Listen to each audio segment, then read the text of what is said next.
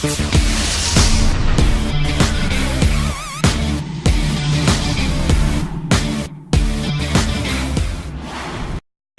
عليكم ورحمة الله وبركاته. بسنكين بلاغي إلهينا بريعيا بلايا ومتي مادة بسم الله الرحمن الرحيم. مضان يالي مروين با مركوه رئيس واحد شعالها إنا نبحض نقو دل يردي مدد الله بالوضع أسو تاقنيد هبيني معلن سيدي وأهرقلي لها أما وقف سومي لها حفلة تنقروح ببضن إلهي نعاه ويسقوي مني وحكرام mahadnaqaya qof kasta oo ajiibay codsigayagii oo ka soo qayb galay shirkan waxa kale oo aad ugu mahadnaqaya marti sharafta uqaasha ugaasyada wasiirada iyaguna nagala soo qayb galay shirkan si ay u ayidaan mabda'an halkan isugu imanay walaalaha sababtiin waxa ugu muhiimsan ee shirkan loo qabtay waxa weeye in taageero buuxda haddaan nahay beelaha waqooyi marka la yidhaahdo waa beelihii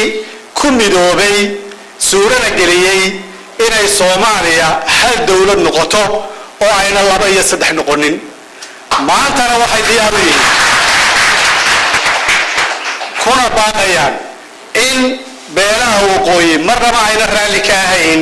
inay Soomaaliya noqoto dawlado magacyo kala duwan wata maadaama ay khaatimo in gacanta la isku saaro shuruud la'aan dawlad kaliya oo jamhuuriyadda dimuqraadiga ee Soomaaliya ay ku dhalatay haddaba haddaan nahay beelaha waqooyi waxaanu taageero hiiliyahooba la garab taaganahay madaxweynaha ee Soomaaliya ee uu madaxweynaha ka yahay Xasan Sheekh Maxamuud رئيس الوزراء وكيهي عبد فارح شردوي كان وكيهي بروفيسور محمد علناي دودي ددك الصوماليين وسلسة عرفكي أي لهنجرين وحال المامي كل يا ددك تاريخ دي أي لهنجرت الصوماليين وهي مانتا قفك عمري جيسو جيهي 40 سنة maalintii ay burburtay dawladnimadii Soomaalidu wuxuu jiray 20 waxba kama garanayba taariikhda Soomaalida hadaa tiraahdo taariikhda Soomaalida waxa la wax ka garanaya ma jirto marka waxaanu baraynaa ubadka iyo dhalinyarada Soomaaliyeed taariikhdii Soomaalida ayaa wax ka xasuusinaynaa waxa jirayay xisbi la oran jiray USP xisbiga USP wuxuu ka mid ahaa أحسابتي وقوية الصومالية كجرتي وقتي جبنا مدونكا SNL باجرتي مركي الله أقرأ جبنا مدي إلى قاتان لحدنكي مركي وعبد الله السلطان تنا عده الله نحرسته ولها بل سلوي هاي هاي نسيب كنصار أنا كابروح ده بدن له وحي عين دتكي أفر معلومات جدود كوكينا أنا كاسب روح ده بدن مركي صورنا كي مدة كونفرت الصومالية إني كعريان هالكي لقى سو أساسي أصل كي سوها أو مدن مدي الصومالية صورة جليين إيه كستي مركات الدونيين ما حساب تقاركده الدونيين إن الدولة جار النقدان سيدا ما تبع لو شجوا إلى الصومالية لكن نحن أقول سنين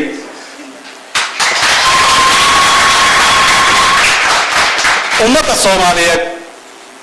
هي عد كستو جعل على كابلوجا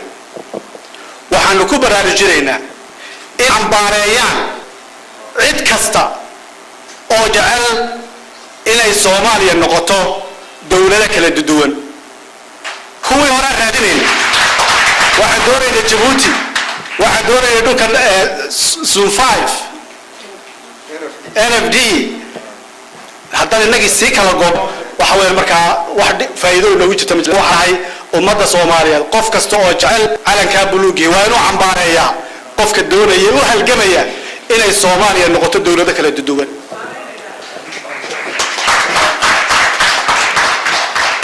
shirkani wuxuu fariin u dirayaa dawladda federaalka waxay oranaysaa gobolada Sool Sanaag iyo awdal waxay ka tirsan yihiin dowladda federaalka ee Soomaaliyeed bay ka tirsan yihiin dowladda gaar ah waxa ay xubno ku leeyihiin jamhuuriyadda sida madaxweynaha jamhuuriyadda federaalka ee Soomaaliya ka codsana inuu maamulkiisu soo galo marka la yiraahdo aan ku ekaan shishaysa galkacyo waxa la leeyahay Soomaalidu gobolada tirsan daraaga jeeyna insha mustaqbalka noqdaan gobolo ka tirsan Soomaaliyeed aan lahayn sida gedo ay ka dhacdo ku xambaliyo in loo sameeyo maamul goboleed 6 bilood jiraya kadibna lagu dhawaaqo doono gobolkooda awdal soo dana xadoonayna inaan dowladda gobolada ka tirsan dowladda federaalka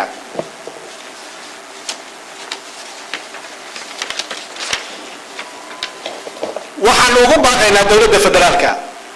in goboladan Sool Sanaag awdal ay yeeshaan international communities ka ama deeq bixiyayaasha adduunka in goboladaas waxay xaq u leeyihiin aanay cidna u soo marin ee ay toos u helaan waayo haddii isku laga dhiso xabar xaq baan u leeyahay boor mar in laga dhiso xaq baan u leeyahay in Sool laga dhiso in Ceerigaabo laga dhiso in Buuhoodla laga dhiso maxay diiday marka waxa weeyaan waxaan leenahay dowladda federaalka ee Soomaaliyeed war goboladani waxay xaq u leeyihiin waa inaanay cidna u daba fadhiisan ee ay xaqooda helaan inaanay u aqoonsan dad ama shakhsiyaad niman siyaasiyiin oo iyagu xanaabaya maalinka buugga diiday qoonsa dowladda oo fadhiis dowladnimo dowladda dhigi karta laakiin lama oran karo dowladda sharci oo wax dowlad beeleed ma karta dowladda Soomaaliyeed dowladda Soomaaliyeed dalka waxsana ay qoonsanin inay tahay waayo beelahan imika aan sheegayaa waqooyiga ka tirsan yihiin waana majority-ga weyn